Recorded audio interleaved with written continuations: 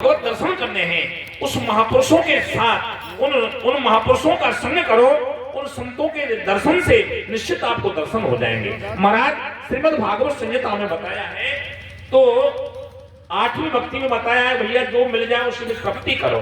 9वीं भक्ति है सरल भाव से रहो, किसी से छल छिद्र मत करो।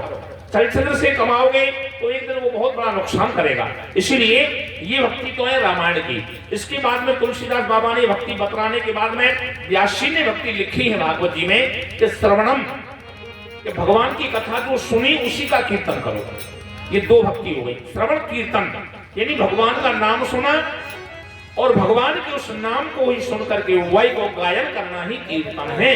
कि श्रवणम कीर्तनम विष्णु स्मरणम पाद सेवनम। विष्णु स्मरण भगवान का चिंतन है। भक्ति आती है यानी पाद सेवनम। देखो जी, पाद सेवनम भक्ति क्या होती है? पाद सेवनम भक्ति ये होती है कि एक आदमी तो महाराज नगर से आ रहा है, एक चोरावल से आ रहा है, एक सुथरा सुथरी से, उम्हारड़ी से, और कोई इन गांवों को छोड़ करके और दूरी से आ रहा है। महाराज भाई एक व्यक्ति तो वह है कि तो बिल्कुल बाजू में रह रहा है और यहाँ तक नहीं आ रहा है, और एक आदमी यहाँ से 5 किलोमीटर से चल करके कथा सुनने के लिए आ रहा है। तो बताओ, या 5 खेत वाला समझ रहा है कि माइक की आवाज आ रही है, मैं वहां तक नहीं जा पाऊंगा, और एक आदमी 5 किलोमीटर से आ रहा है, तो 5 किलोमीटर वाले को भक्ति मिलेगी या 5 खेत वाले को मिलेगी? भक्ति उसको मिलेगी जो अपने भाव जगा करके, और मैं चलूंगा बाबा रामसाई जी के यहाँ, बाबा श्यामदास जी का और वार्षिक उत्सव हो रहा है, उसमें भागवत कथा हो रही है और अवश्य जाकर के सुनूंगा। तो पाद सेवनम भक्ति है कि आप भगवत कथा सुनने के लिए जो घर से आ रहे हो सज्जनों, आप बहुत बड़े पुण्यवान हैं। संत मिलन को चालिए तज माया अभिमान, और जो जो पग आगे धरे और कोटन यज्ञ समान। एक बड़ी सुंदर पौराणिक कथा है भैया। एक बार कोई गांव में ऐसे संत आ गए कि जो किसी के हाथ से भोजन नहीं करते हैं, और भोजन भी करते हैं तो कौन के हाथ से करेंगे? संत कह रहे हैं जिसने अपने जीवन में 100 यज्ञ करे होंगे। गांव वाले बोले बाबा तू 100 यज्ञ की बात कर रहा है, वो कोई बैठे रही या गांव में कोई ने 100 सत्यनारायण भगवान की कथा भी ना बचवाई। महाराज बहुत समझाया, बाबा ने माने ना ना ना भैया मैं तो भाई के हाथ में भोजन करूंगा, 100 यज्ञ करे होंगे। बाबा है 15 दिन, इसके बाद में बाबा है 20 दिन, बाबा है वो 1 महीना। वही समय का वो लड़का की शादी है के आई, और वहां ने वो जो साधु वाली बात सुनी तो अपनी सास से बोली है, अम्मा जी ये क्या महात्मा की बात चल रही है, मैं इसको नहीं समझ पा रही हूँ। बेटी एक गांव में महात्मा जी आए हैं, जंगल में रह रहे हैं, और ये कह रहे हैं कि मैं वहां के हाथ में भोजन करूंगा, जानो 100 यज्ञ करे होंगे। लड़की बोली अम्मा जी मैं वैसे मेरे व्यवहार रात्रि में है के आए हुए, और वो थोड़ी शर्म लग रही है, नहीं बाबा को भोजन तो मैं करा दूंगी। सास बोली बेटी तो बड़ी खुशी की बात है, यम काय की शर्म, बना के भोजन। महाराज भोजन बना के और घर के डलिया में, और महाराज संत जी के पास जंगल में चली गई है। बाबा ले भोजन कर ले। बेटी कितने यज्ञ करें? बोले गिनती ना है। गिनती ना है? बोले हाँ। अरे बेटी ऐसा तो है ही ना सके कि गिनती ना है, 1 2 5 50। बोल बाबा मैंने तो एक ही चीज जानी है कि संत भगवान से मिलने के लिए, भगवान की कथा सुनने के लिए, कहीं सत्संग में जाने के लिए, कहीं तीर्थ यात्रा में जाते समय महाराज उस प्राणी के यज्ञों की गिनती नहीं रहती है। मैंने आप जैसे संतों के मुख से सुना है कि संत मिलन को चालिए और तज माया अभिमान, और जो जो पग आगे धरे और कोटन यज्ञ समान। बाबा मैं तो कम से कम 3 किलोमीटर चल के आई हूं, जब एक जगह रखने पर, एक कदम आगे रखने पर कोटन यज्ञ समान, तो मैं तो 3 किलोमीटर चल के आई। कह रहे हैं ज्यों ज्यों पग, यानी जिस कदम रखे नहीं ऐसे। महाराज जब एक एक कदम पर कोटान कोट यज्ञ हो रहा है तो आप बताओ मैं कितने पैदल चल के आई हूँ, मैंने कितने जीवन में यज्ञ किए हैं। तो आज बाबा बोले बेटी तेरी बात को मैं मान गया, वास्तविक आप यानी परम भक्तमान हो, आज आप बिल्कुल परम भक्त हो। लाओ आज संत भगवान ने सज्जनों व उस लड़की के हाथ से भोजन कर लिए। बोलो संत भगवान की जय हो। इसका अर्थ यही है भैयाओ, हम लोग जो घर से भी आ रहे हैं ना, भीषण सर्दी का प्रकोप है और इतनी सर्दी चल रही है कि बहुत ज्यादा है, लेकिन फिर भी अपना अमूल्य समय न सर्दी को देख रहे, न महाराज कोई परेशानी को देख रहे कि जुकाम हो जाएगा, खांसी हो जाएगी, ठंड लग जाएगी, ना सबको त्याग करके और बाबा की शरण में आ रहे हैं। तो क्यों पुण्य नहीं मिलेगा? मैं आपको पूर्ण विश्वास दे रहा हूं, भागवत भगवान की तरफ से मैं आपको सबके लिए शुभाशीर्वाद दे रहा हूं कि आप अपना इतना समय निकाल करके आ रहे हो, आपकी निश्चित भगवान मनोकामना पूरी करेंगे। बाबा श्यामदास आपकी निश्चित पूरी कामना करेंगे। बोलो संत भगवान की जय हो। तो भैयाओ ये श्रीमद् भागवत सिद्धांत है, पाद सेवनम अर्चनम वंदनम। अब भगवान की अर्चन वंदन कैसे करेंगे? भगवान को चंदन लगाओ, भगवान को फूल माला पहनाओ, भगवान को तुलसी पत्र चढ़ाओ, भगवान को भोग लगाओ, भगवान की आरती करो, भगवान पे लाड लड़ाओ, इसको बोलते हैं अर्चन बंधन। और भगवान के सामने कभी ऐसे भक्ति नहीं होती है। भगवान के सामने तो विनम्रता का भाव रखोगे ना, दासान भाव रखोगे ना, आपको आप यानी आपके लिए आपको कुछ प्राप्त करना है तो आपको दासान भाव रखना होगा। सज्जनों गुरु के सामने बैठने की प्रक्रिया भी अलग होती है। शिष्य जो होते हैं गुरु के सामने कैसे बैठते हैं, वो बैठने की, गुरु से कुछ प्राप्त करने की एक रीति होती है कि गुरुदेव के सामने कैसे बैठ करके और गुरुदेव से विनय की जाती है, प्रार्थना की जाती है। तो दासान भाव हो, अपने आप में ये मत सोचो। इसलिए दासान सख्य आत्मनिवेदनम, यदि हम इस भावना को पहचानेंगे तो हम नवदा भक्ति से पूर्ण हो जाएंगे। अम्मा इसलिए आप ये जाकर के भक्ति है, जिनमें आपको भक्ति करनी है उनको जाकर के करो। ऐसा कहने के बाद में बंधुओं आज सुखदेव मुनि कहते हैं, हे राजन, इसी बीच में आज कपिल भगवान ने मैया के लिए मानव का शरीर, कि मैया ये शरीर ऐसे ना मेरे। आज जो हम लोग विचार कर रहे हैं, हम लोग अपने आप को नहीं पहचान रहे। गोविंद की महती कृपा का फल जो शरीर मिला है, और ये शरीर के लिए देवता तरसते हैं लेकिन नहीं मिलता है। देवता इच्छन्ति मम जन्मना प्रत्य भारत भूतले, देवता इच्छा कर रहे हैं, देवता इच्छा रखते हैं कि जन्म हो हमारा मानव को होवे, और मानव को शरीर भी मिले तो हमको भारत भूमि में मिले। और भारत भूमि में भी अलग अलग जगह उनके नाम, जैसो जाको भाव है भाई, बहुत से को भाव हो करें। हम एक बार कथा कर रहे सीकरी में, एक शेर जी सुबह आओ करे, हम जब सुबह की मंगला आरती करते हैं ना, जागो बंसी बारे मोहन जागो नंद दुलारे, तो वो आरती में आओ करे सुबह सुबह। बड़ा भाव हो, मैं शेर जी आपको बहुत बड़ा भाव है, मैं डायरेक्ट पूछ रहा हूँ उनसे, वास्तव में आपका बहुत बड़ा भाव है। हाँ व्यासी भाव तो कहा पर ठीक है, मैं तो भगवान से मेरी तो एक ही प्रार्थना है, यूं क्यों एक ही है। एक दिन मैंने यूं पूछी, बोलो सेठ जी एक प्रार्थना है कौन सी तुम्हारी? वो एक प्रार्थना तो बताओ। सेठ बोले मेरे तो भगवान से एक ही प्रार्थना है, तो मेरा जन्म हो तो या सीकरी में होए और बनिया बनूर इन मेवन के बाजार पर रहूं। राधे राधे। भाई बड़ी खुशी की बात है, यानी बिल्कुल सत्य कह रहा हूँ मैं, जो कहो जन्म हो तो मेरे यही में हो सीकरी में।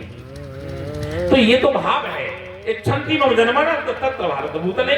कोई कहता है मेरा जन्म भारत में होना चाहिए, कहीं है जाओ। कोई कह रहा नहीं मेरा जन्म भारत में होए, पर मेरा जन्म कहाँ होना चाहिए?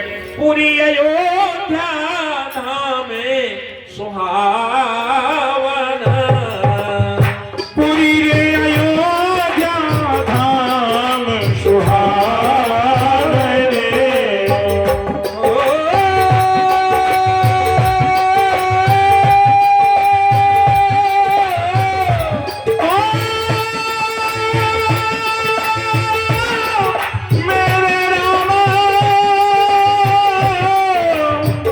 पूरी अयोध्या धाम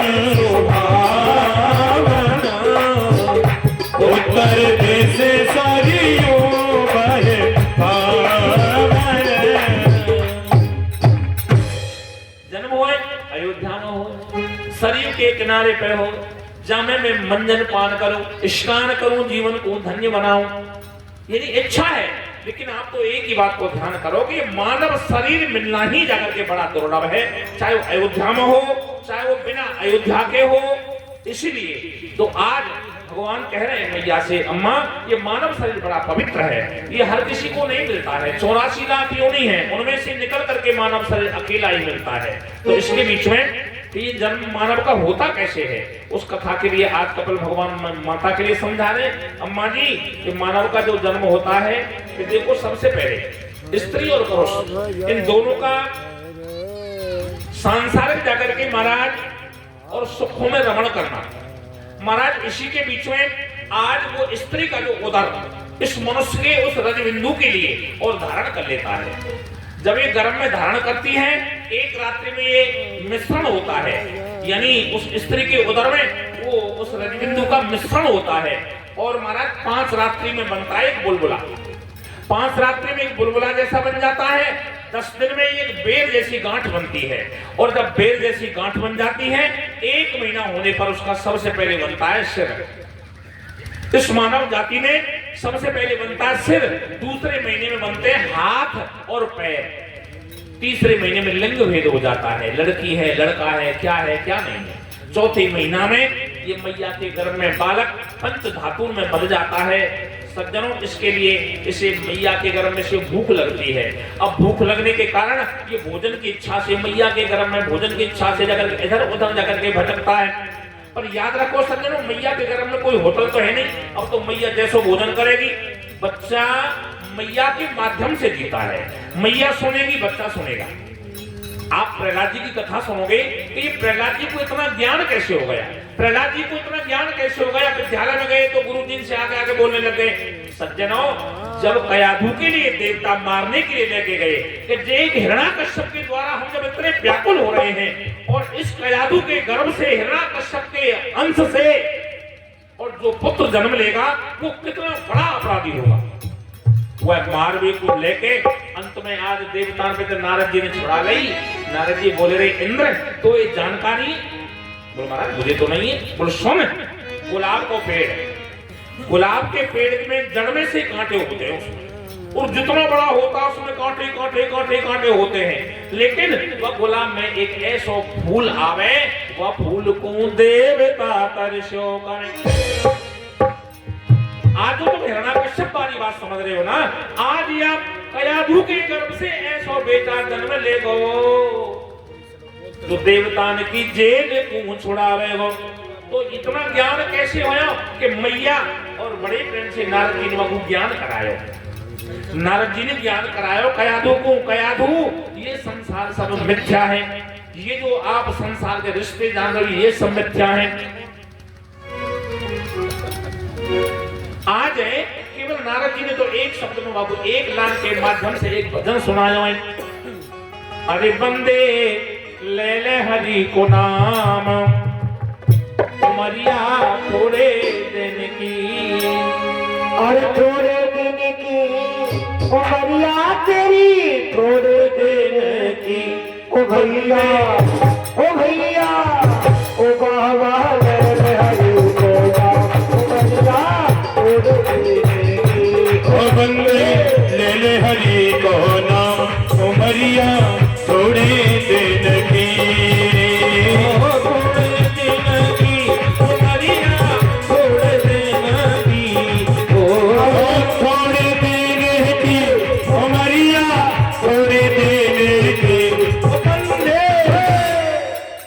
बंदे ले ले हरि को नाम, उमरिया थोड़े दिन की। ओ बंदे ले ले हरि को नाम, उमरिया थोड़े दिन की। ओ बंदे ले ले हरि को नाम, उमरिया थोड़े दिन की।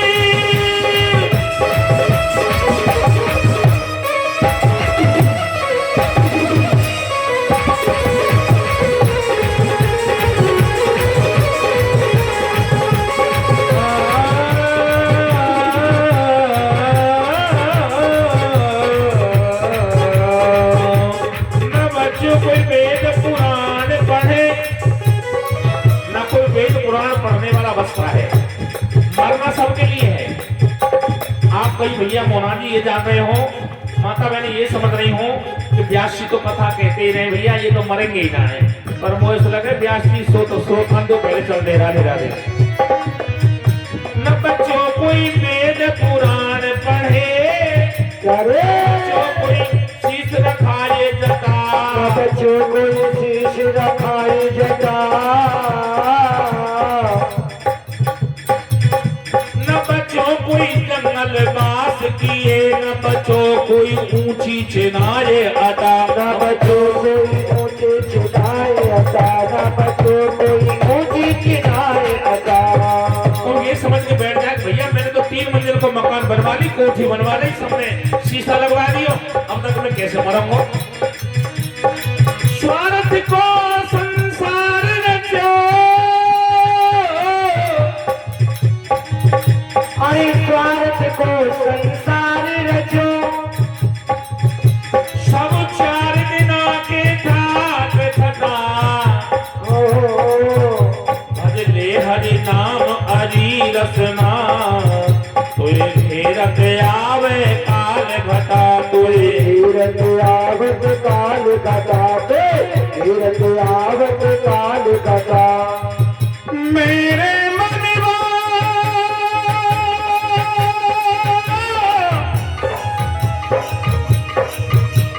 मनवारे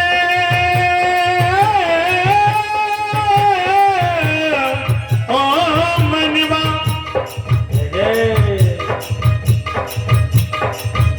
या गोरे गोरे मुख को गुमान छोड़ बाबरे, रंग तो पतंग तेरो कल उड़ जावे, हरे रंग तो पतंग तेरो कल उड़ जाएगो, अरे धुआं जैसी देह तेरी, जाता हूँ न लागे मेरी, नदी के किनारे पर कभी गिर जावेगो,